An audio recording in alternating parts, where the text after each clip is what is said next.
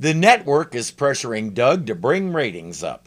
They've decided the show needs some huge event, something catastrophic that will get people's attention and bring them on board. He just doesn't know what it should be. I'll tell you what would be a big event if I had something more to do on this show. Last week I had 2 lines. Get out of my way, you ugly, slimy, wart-faced toad. Followed by, oh, I'm sorry, miss, I thought you were someone else. John just came in with this week's script, and somebody must have heard Fletch's complaint. Zippity-doo-dah. I've got lines all over the place. Yes, it looks like you're big in this week's script. Yes, you're the only witness to an axe murder. The killer chases you down, breaks your legs, and pumps you full of bullets. How lucky can I get? Tracy isn't so excited. My cup runneth over. But what about me? Tracy, your cup's over. Joyce. It's not that John doesn't share Joyce's opinion of Tracy. It's just that sometimes Tracy makes it too easy and it almost feels cruel.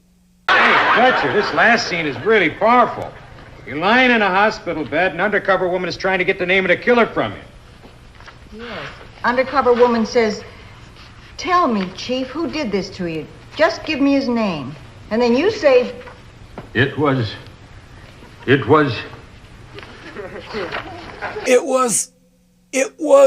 cliffhanger. It's a 2-part story. It'll finish next week. They had Fletch worried for a second.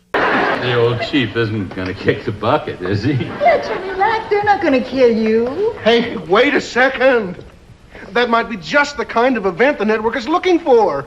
It'll be good for at least 2 points in the ratings. You can't be serious. Of course not. The network would never allow Fletcher to be killed. What are you talking about? For 3 points, they'd kill you. As my mom used to say, there's more truth than poetry to that. It depends in large measure on how many executives are involved in the process. As we can see, if we begin with 0 or 1 executive, we have a fairly decent level of intelligence. However, as the number of executives increases, the intelligence level falls at an alarming rate until things reach a tipping point, and by a certain number, the most recent research suggests it tops out between 15 and 20, we are left devoid of any intelligence at all. This research is referenced in the latest issue of the technical journal, Just How Dumb Are These People? I'm a long-time subscriber, that's how I knew about that. Joyce is home after one of the most exhausting days she's ever had. All she wants to do is stretch out on the couch and relax in peace. 5, 6, 7, 8. That's not bad. Too bad Mitzi has a new hobby. Practicing T for 2 is her homework, but after a few attempts at peaceful coexistence with Joyce's nap, she'll work on it later.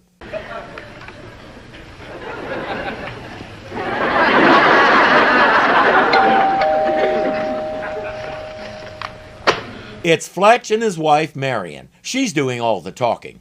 Well, I really hate to bother you at this time of night, but something came up that worried Fletcher a little bit this afternoon, and I wanted to talk to you about it. Oh, come on, Marion. I am not worried. Oh, yes. Well, he doesn't like to admit it. I mean, you know, he always thinks that you think of him as a rock. Oh, yeah. Stoic to the max, firm and unmovable. That's our Fletcher. Except he's sure the network is going to take Doug's suggestion and fire him by killing his character. Just say to yourself, I'm not going to be fired, and mean it. Okay, I'll try. I'm not going to be fired, and I mean it. Good. Now just keep saying that. Okay, I will. I'm not going to be fired, and I mean it. He feels way better, and they're headed home. I'm sure that'll fix everything. Chief, you've got to calm down. Now remember your heart. You're not supposed to get this excited. How can I calm down? I've never been this angry in my life. There's a killer out there turning our streets into rivers of blood. I'm ready to explode. Oh, my God. Or not. Looks like our rock is crumbling a bit. Joyce says there's only one thing to do, lie to him.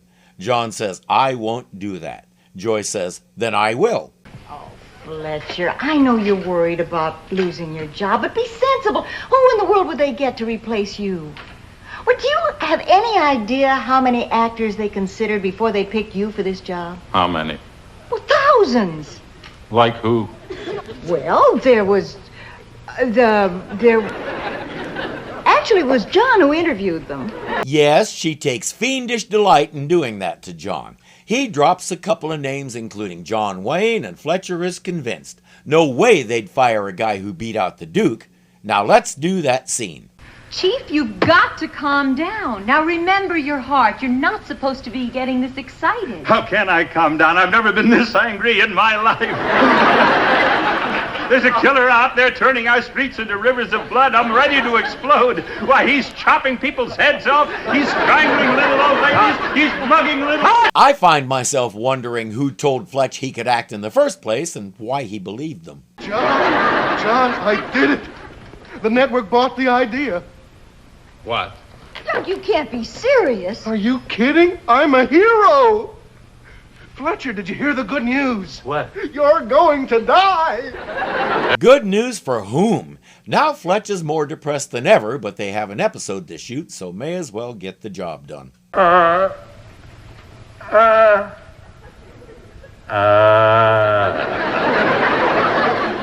Chief? Oh, no. Help, doctor, help.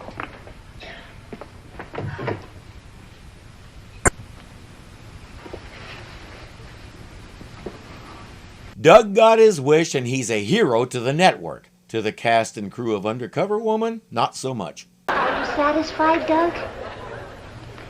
Don't get pedantic. Mitzi is as much a part of the crew as Joyce is. She's just the only one who doesn't get paid for it. Look, I know you're all mad at me. But I feel as bad about Fletcher as any of you. Fletcher is my friend. But business is business. The buck stops here. I had a decision to make. I made it. And I'm sticking with it.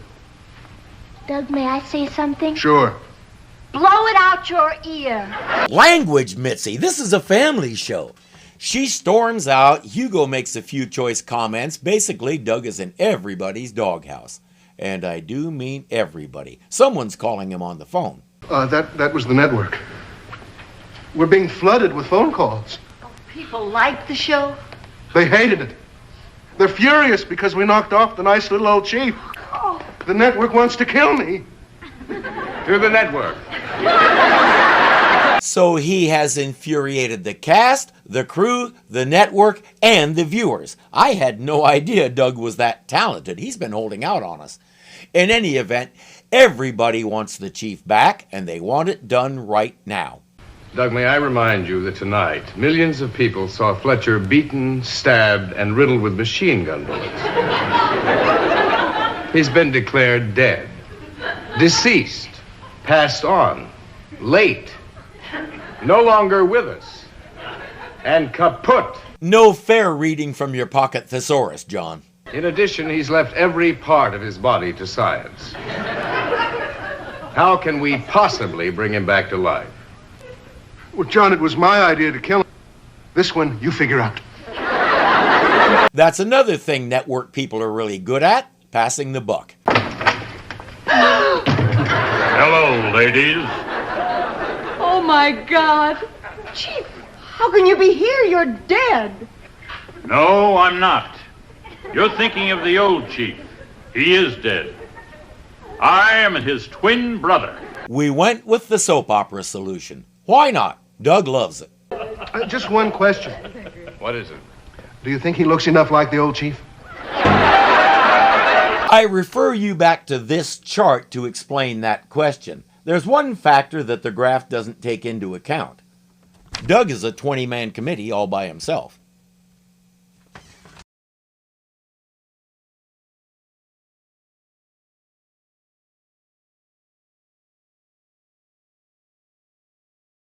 And how many executives are in